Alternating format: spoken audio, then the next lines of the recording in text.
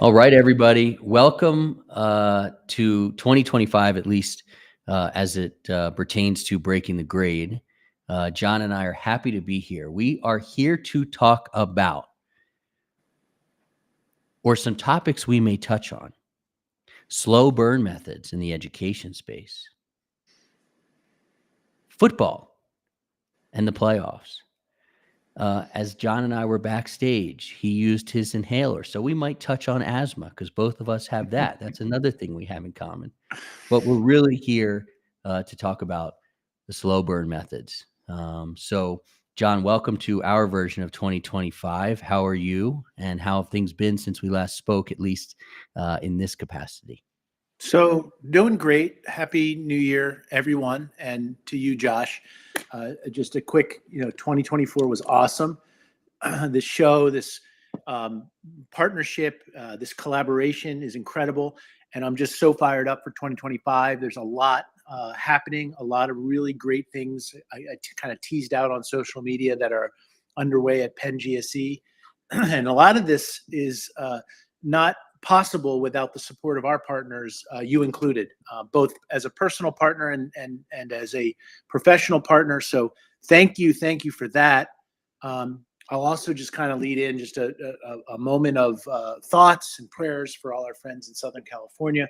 Yeah. I have a lot of very good friends who have lost their home, and family members who are in the process of, do I evacuate? Do I not evacuate? And it's just another, shared with someone earlier, version of force majeure, an act of God that just all of a sudden comes into our lives, and we've got to deal with it. And I'm just so touched and just emotional about what a lot of my friends and family members are going through. So if you're out there, you're going through it, you have family members or friends going through it, reach out to me and we'll talk through it. But happy 2020, 2025, and let's get down to it. Yeah. Before we get down to it, I'll say that, I split my time between DC and our small town here in Mexico. And there's a lot of people from California who live here. So I've talked to them about this. And of course, lots of different social media feeds of theirs are offering support. I've reached out to our friend Ernie Delgado, who's a friend of this show, to see what we can do. So yeah, it looks really tough. And hopefully, if you are there, if this can be a distraction, that's great. If you are at our show now, and I see Katie Kavanaugh is with us now and is a kid of asthma as well, let us know. Katie, welcome in. Katie's going to join our next cohort for the Ed Sales Elevation Experience. Super excited to have her. Perfect fit. Perfect fit. It's getting warmer here as the sun comes up, so I'm going to take off my chaleco, my vest here. 16-degree John, wind chill factor here in Philly. So as you're taking your jacket off and thinking about the San Miguel Allende weather, think about us here in North Philly. I'm always thinking about you and Philadelphia for all types of different reasons. And hopefully our mutual friend Paul King can join us, and he can throw more Philly stuff our way. I talked to him earlier today. So today we're here to talk about slow burn methods. Okay, you and I, as everybody knows, are very positive people, and maybe sometimes our significant others would say to a fault. So I kind of hate to start 2025 off on a negative note, but we're going to highlight very early on some of the slow burn methods that a lot of folks experience. And Paul King mentioned it today in the education space. I'm sure Katie has been there for been there as well. I'm going to define what a slow burn method is first, and I'm going to read it.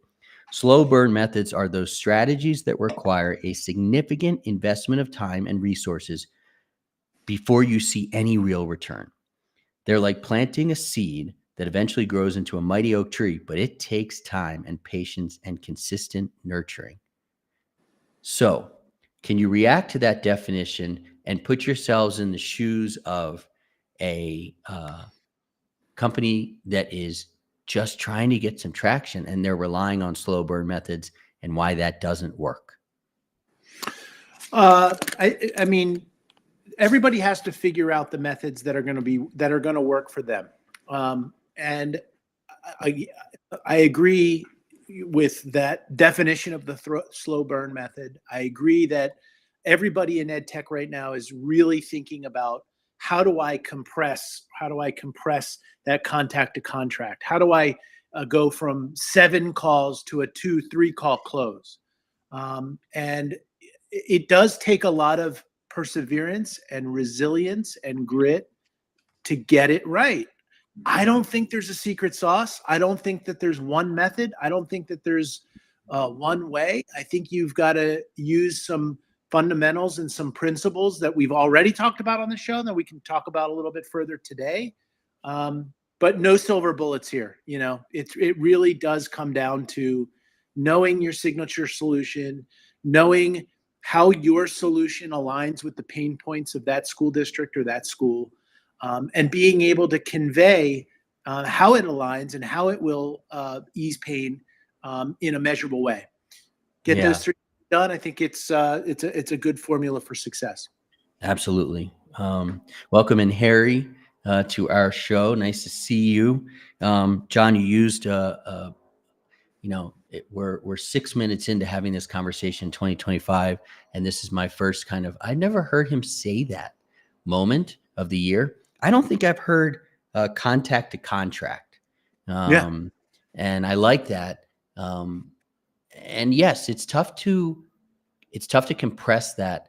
And I also think that there's an energy that you have to take on, that you're not trying to compress the contact to contract, because when you push and the other side feels that, subconsciously or consciously, they're going to move away, and that's going to make it harder for you to get to that contract phase. So have you yourself experienced, or are you coaching others to really just chill, knowing that you need to get there? So the question is, watch your energy, and absolutely, Josh, 100% got to be thread that needle between urgency, immediacy, and nudgy. And so absolutely, and there's an art to that. Contact to contract, I can say, in working with the usual suspects, the rethinks, the learns, the new markets, the learn launches, the generate, those that are investing in ed tech, and it was another tough year, have contact to contract in their due diligence process. They will ask, tell us your last 10 customers. What was the value of those customers in terms of the annual or the monthly, mostly annual ARR contracts, and how long did it take from contact to contract to get that closed? What was the period of time? How many people did you have to talk to? And what was the formula for compressing that? I like to think, and representing that community, 3 months, 90 days is a pretty good expectation for your typical ed tech solution when you're selling into a district to expect in terms of contact to contract. And 2 to 3 calls with the right decision makers or the right decision making team. Interesting. This just kind of shows that I've been out of that it shows why we work so well together, because we're working with similar people, but we're looking at this from different prisms. The last time I really spent a lot of time with investors was when I sold my second company. And I always say, and this is no knock on investors, but trying to sell my company felt like getting sued. And I have been sued once, and that's a whole other story for a whole other bar. So I didn't know that they necessarily asked that particular question of, tell us how long it takes to go from contact to contract. That's interesting. They want to know that. Tell me about my favorite tequila bar on earth that you and I visited, where we had these kinds of conversations. They're all still wonderful and sunny and waiting. The one around the corner from your home. Manantial, baby. Oh, they're waiting for the you. best. The best. Anyway, I got Sorry. distracted. I gotta come My back. bad. Yes, contact to contract. How many calls before we get a close, and then what's the formula for compressing that? Another two quick tricks of the trade that I think are important to convey here for the audience and for our group. One is, and again, this gets into urgency and nudgy, but really being able to convey a personal story related to what their dynamic is and what they're looking for in terms of purchasing things that are going to create value within the district. That's one. So you really have to be able to personalize and convey an understanding of that without sticking your chest out and saying, oh, I know more about the district than you do. Show that you've done the homework, be humble with that knowledge, be able to communicate it clearly, and align that knowledge with the solution that you're able to provide. And again, it doesn't hurt if you're three things: super engaging, pedagogically aligned, and easy to implement. Those research says those are the three things in ed tech that if you do those three things well, engaging, pedagogically aligned, we talked about this, and easy to implement, you're on the right track. That's one. Personalize, communicate how your solution aligns with their pain points in the community by which you're selling your product in. The other thing, and I've been thinking a lot about this since our break and bringing a lot of this into our coaching, is, and this is an interesting one. I haven't heard this one too much, and I'm kind of want to run with it and play with it. Stay in customer discovery mode while you are selling. Stay in customer discovery mode while you are saying. So in many episodes in the past, Josh, and I want you to react to this one, we talk about get your customer discovery done, your go-to-market strategy in place, and then go sell.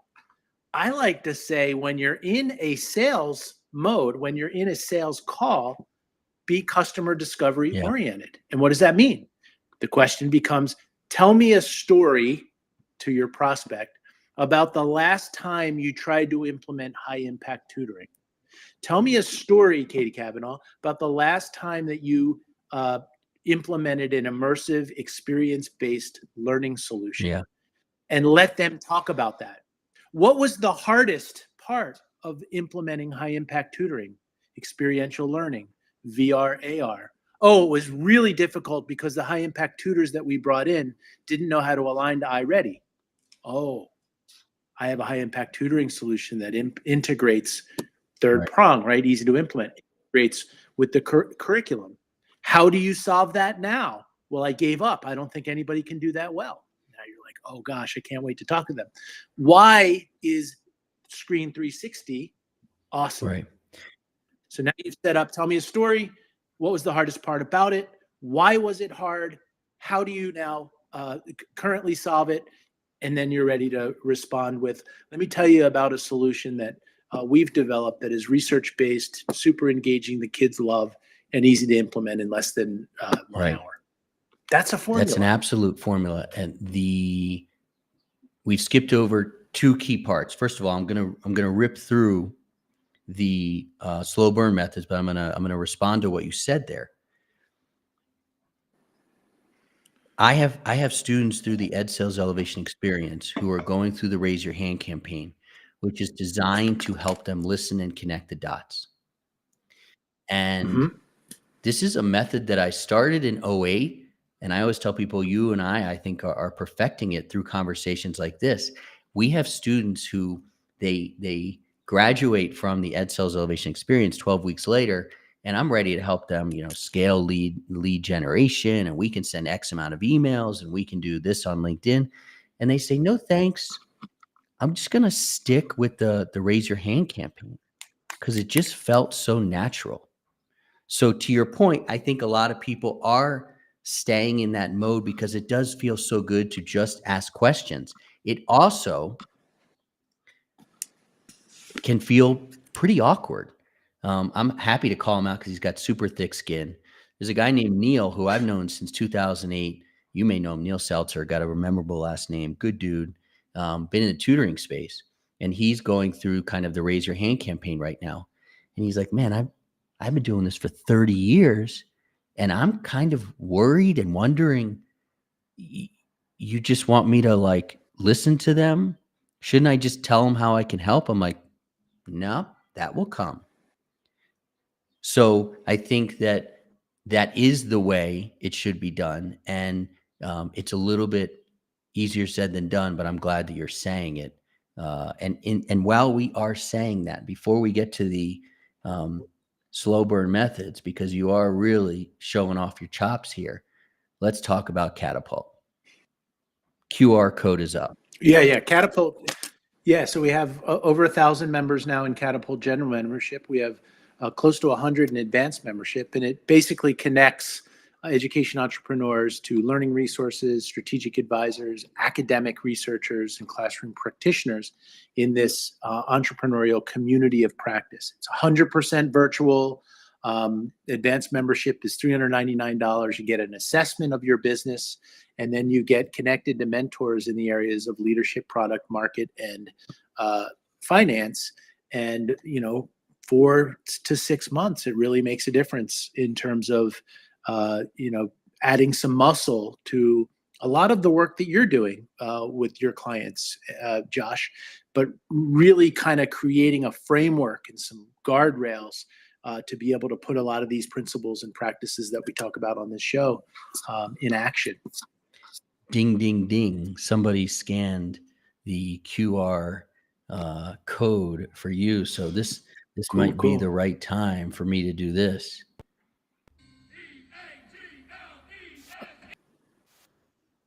Like that. Keep going. What other one are you going to play? I know you're going to play the other one. Yeah, baby. You play that one longer? It's better. It's better. You know that. But yeah, football, baby. Wait. Aren't you in branding a little bit? You're going to put the Redskins. I never heard it. Who's the Redskins? If I had, will they always be the Redskins? To me, yes, but I don't mind if they are not the Redskins going forward. I think that the logo will come back as it should. It should never have gone away, but the name can and should change. I'm not attached to the name if we want to go down that path. But let's talk about slow burn methods, okay? And I want to go over what they are. Okay, first, and then you can react to them. Conferences and networking events. These things are valuable. These things are valuable for building relationships. And the problem is, though, they can be very expensive. They can be very time consuming. And you spend all this time super, super focused at an event. And then you take all these business cards, and then you got to get back to your business, back to your desk, get organized, focused on your business again, and talk to all those people who, unfortunately, you were one of hundreds that they met. Conferences are tough. Social media, okay, it's time consuming in the sense that you really got to be consistent with it. We teach using LinkedIn kind of and think of it as going to the gym. You can't just go to the gym every other week and expect to see results. So by going and doing LinkedIn 2-3 times a week, joining conversations that are happening, leading conversations when you're ready, you're going to see some of those results.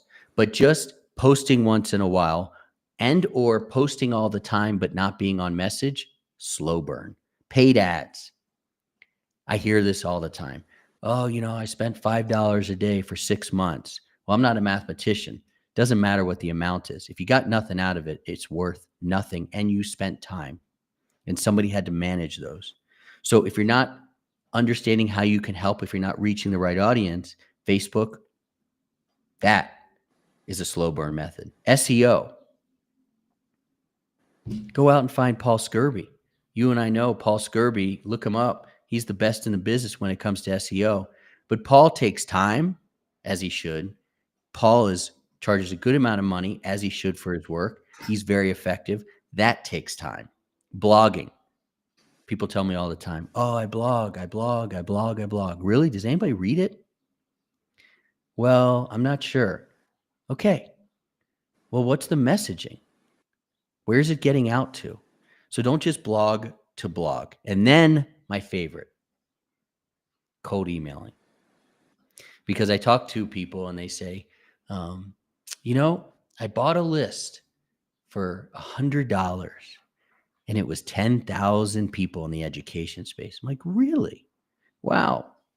Did you run that list through kind of a verify, platform? No, I just started sending emails from my email address. Ah, cool. Did you send it from your main email address? Like the one you emailed me from? Yeah, of course. Where else?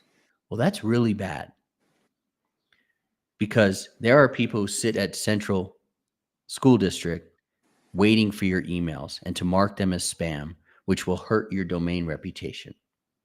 So I'm not even getting into the art side of cold emailing, which is the messaging, which should be about 2 or 3 sentences and don't use the words free and things like that. So cold emailing not only is a slow burn method, but it can actually be the death of your domain. So those are 1, 2, 3, 4, 5, 6 slow burn methods. Which one was a culprit of your business? I could go through each one of them and comment on it. I want to be careful because I don't want to say conference is good or bad, social media good or bad. I want to say in all of those methods, how do you maximize the good and neutralize the bad? Conferences, 100% with you. Go there, get a booth, spend a lot of money, hand out a lot of cards. Hope that through quantity, not quality, interactions that you get some leads and that you can convert them. As you know, what I coach my mentees on is identify a conference schedule over the course of a year. Say there's 10, 12, 15 you want to go to. Which of those, find 3 where you can send an advanced proposal to be a speaker there, to add value to the conference instead of the conference adding value to you.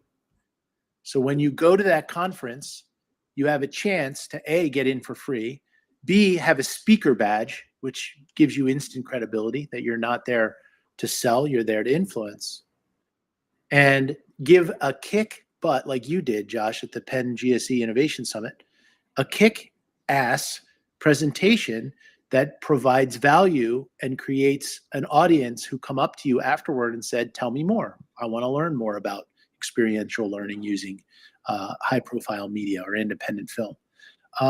So find those conferences who would say, you could run a breakout session and come to theirs. So there's where I said conference is not bad unless you think or you're expecting to go to ASU GSV and walk out of there with 10 clients. That's number one. The second one, this is an interesting one. Social media advertising or social media promotions. I'm very much with Jackie J, our marketing director at Penn GSE, very much into being maniacal about design. Take the time to differentiate yourself with good, minimalist, great graphic design. Don't just say, I'm going to do social media and fart it up there and blow it up there and think that it'll get. Make sure that the messaging is accurate. Make sure that the tone, the messaging, the way that the visual vocabulary of those social media cards and ads are really telling the right story to maximize your chance that it will be get attention. So crappy, vanilla, throw it up there, social media, no. High quality, intentional social media, yes. Final comment, because you had 6, I'll do a third one. Paid media. This is a big one for me, and I've learned a lot of lessons about advanced membership with Catapult. I've tried to put myself in the shoes of Katie Kavanaugh and some of those who are trying to get leads with advanced membership. And I had a small budget for a paid media campaign. I got a lot of impressions, I got a lot of clicks, and I got a limited amount of conversions. Sound familiar, Josh? Why?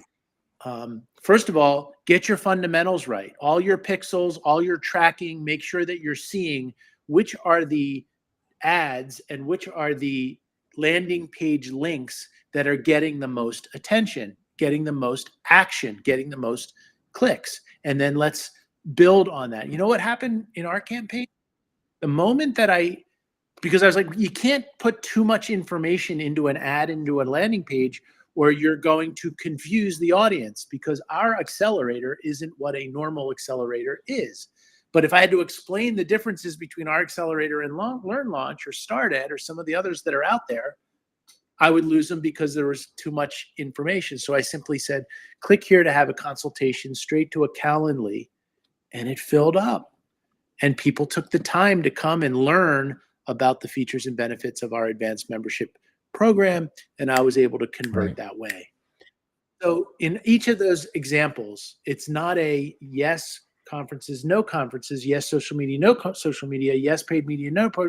It's how do you do it intentionally to maximize your chances of success? 100% agree. And we did that exercise when it comes to conferences together. We did that, I think, in November. So we're practicing what we preach here in terms of looking at conferences where we could bring value. What I'm trying to figure out how to say this, but I think there are a few silver bullets that can amplify your success at any of the slow burn methods. And they are messaging. If your messaging is on, whether it's an ad or it's a post or being at a conference, you're going to be more successful. If you're clear, whether it's your design, and you and I agree in design principles, simplicity is good. Whether you're clear in how you can benefit your ideal client, you're going to have more success and turn that slow burn method into a success amplifier.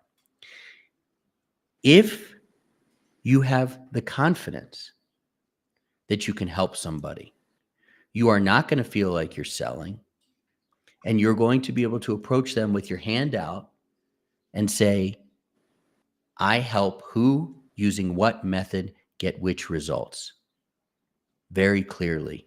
So I am absolutely with you. You know, I'm always, when I start talking about conferences, I'm not absolutely not dumping on ASU GSV or the event we're going to June 5th for Penn. It's just that I always urge people, especially if you haven't necessarily been through the Ad Sales Elevation Experience, there's the QR code. Some of those slow burn methods are going to continue to burn you. And you will be burned less or not burned at all when you understand exactly who you're approaching in the K-12 space. Is it the principal? Is it the superintendent? Is it a teacher? When you've built out your credibility in LinkedIn and you really know how you can help folks, when your signature solution is at V12 because we've been working on it, you know, and your signature solution is, you know, clearly how you can help somebody. When you've tested your messaging over and over and over again, when you do those things, you can flip slow burn methods to success amplifiers. 100%. I think that's all well said. And I think it's about being creative inside of all of those potential outlets, being creative, being methodical. And I don't want to just throw out platitudes, be creative. Well, what does that mean? Yeah. You're at a conference and somebody approaches you and you're in a booth or you're in a meeting. What about saying, hey, there's a social event at ERDI over at that restaurant at 7:00. I have an invitation. Would you like to go with me? Now you have 15, 20 minutes to walk with them there and tell them a little bit more about your solution. Tell them a little bit more about how you approach what you're doing in the space and how you can help solve a pain point for them. And you're adding a little bit of value because that person may not have been invited to that event and they can be your plus one. That's just one example. Just be creative, be strategic, be insightful, and don't just phone it in. I like how I like the term success amplifier. I think that's a great way of conveying how to be more intentional with some of these slow burn methods. Paul King and I were talking earlier today. I guess he's got one of those names you have to say both of them. kind of like John Gamba. Paul King and I were talking about kind of picturing ourselves at a baseball game, talking to a decision maker, maybe a superintendent, and you've bought that person because you're a good person a beer and a hot dog. Enjoy that beer and that hot dog with them, and see where it goes. As opposed to, before I buy the beer and the dogs, let me really tell you more about me and the features of our program. So think beer, hot dog first. To your point, take the walk and see where that goes. It's a journey. It's really a journey. And that conversation that you have is not an onboarding conversation. You know how you can help them, but you have to listen to how they want to be helped. And unfortunately, I think that is missed. 100%. Again, not to get personal, is first session, first show of 2025. When I brought up the tequila bar around the corner from your house, I'm not talking about getting hammered. I'm 54, second half of life. I'm not. Those days are all. It's about having, like you said, intimate conversations, and I don't mean inappropriate, but I mean really getting to the bottom of what makes the three tick. Josh, what are you trying to get out of this as a two-time exited founder who's trying to help people? What is your measures of success? What are your fears, uncertainties, and doubts? How can I help? Those are the kind of conversations that lead to, something real. And before you know it, you're having conversations from the couple from New Zealand to the left, and you find a superintendent from Germany to the right, and you're off and running. So, when you walk that person at ASU GSB to that party as your +1, and then you get in there, enjoy that time, and then maybe pull somebody else in that you noticed. Have you met Katie Kavanaugh from Screen 360 TV? Have you met Ernie Delgado, who runs an incredible ed tech conference in Southern California? Back to the age-old rule of be interested, not interesting. And I think that'll go a long way in promoting some of these principles. Absolutely. So I think it's interesting. We're going to kind of maybe we can let me say this here. One of the things that I've thought about, and you're helping me to remember, is that the slow burn methods aren't necessarily bad at all. They just take time. So maybe we can think about a balance. Optimization, yes. Let's think about a balanced approach. Maybe you can do both.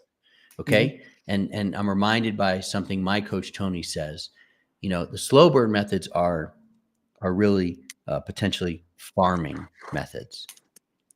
And there's also hunting methods. So the farming is, really taking time to do SEO the right way. You have to invest, you have to nurture. A hunting method would be, making sure that your credibility is built out. You're continuously working on that in LinkedIn, and then reaching out to some people in a very comfortable way and saying, hey, I'd love to get to know you. I'd like to listen to what your challenges are as the superintendent or as this teacher.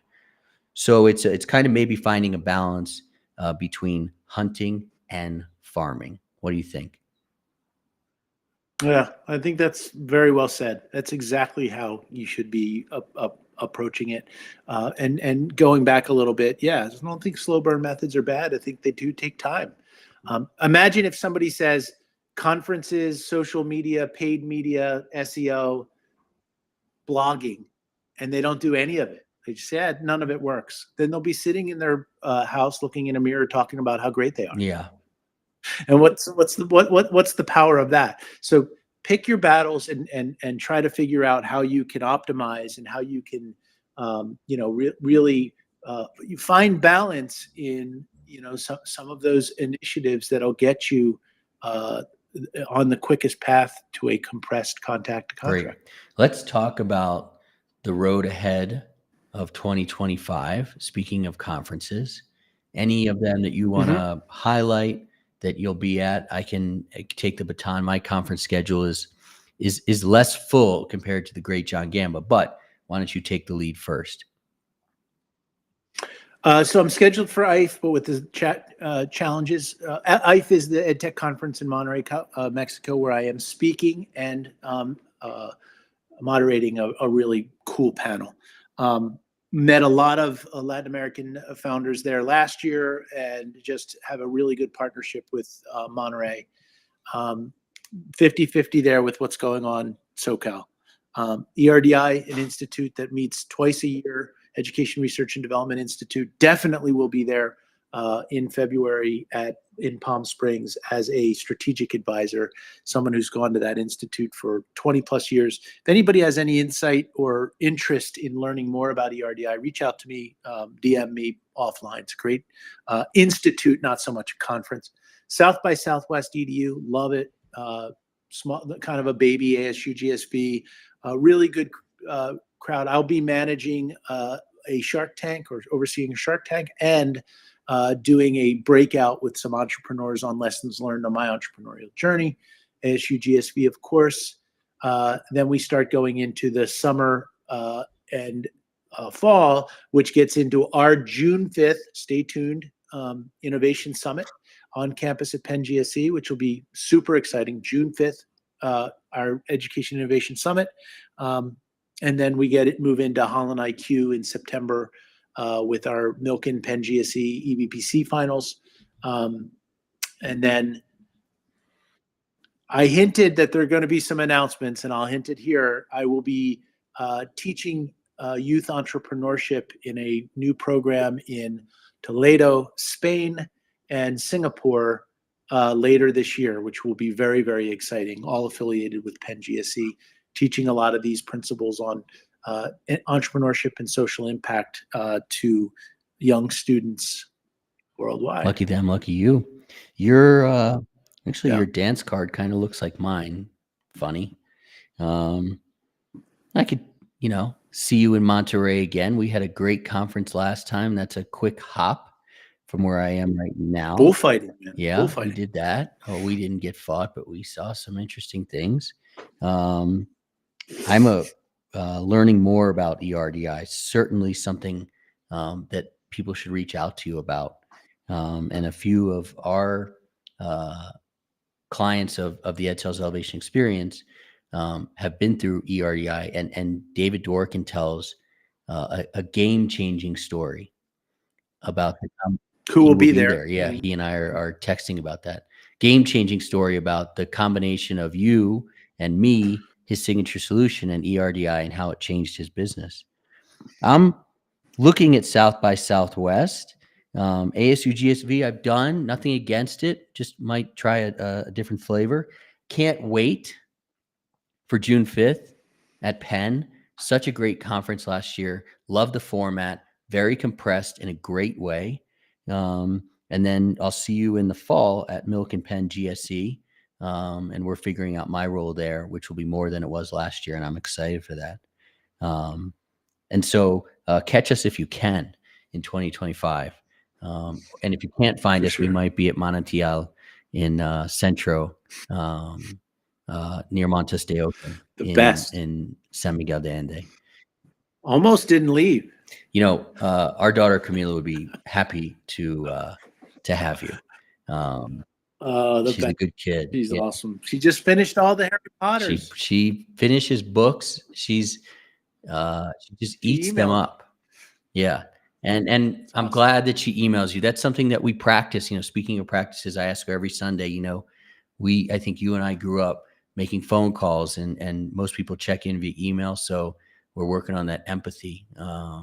So I want to close on an empathetic note, to, again, the people in Southern California. It sounds like a really tough time. The videos are almost hard to process. So if you have anything you want to add to that, John, please do. Otherwise, we'll kind of hop out here at 40 minutes. But take the mic here. Yeah, there's just thoughts and prayers are with everyone.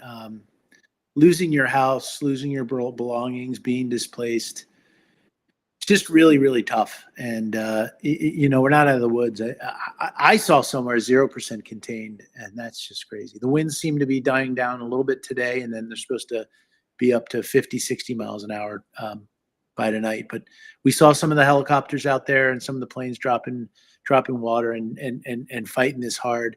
It really makes you respect the first responders and thank them when you walk past a firehouse or a police station, because they're working absolutely overtime.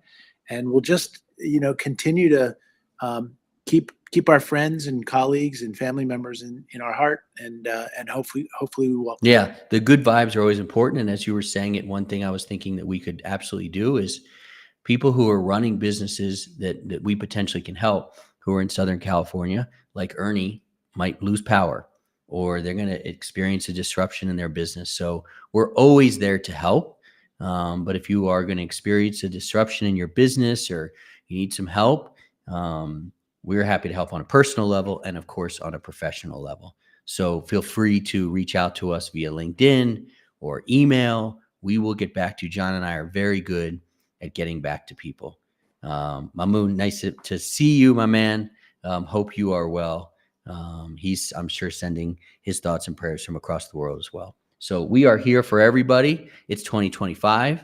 Happy to be here, asthma and all, for both of us. But we're thinking about the folks in California, and you'll be back in 2 weeks, John. And hopefully I'll see you soon if the worlds align in Monterrey, Mexico. Onward and upward, All right. everyone. It's great to be here, Josh. Great to see you. Happy 2025, Thank you, everyone. everybody.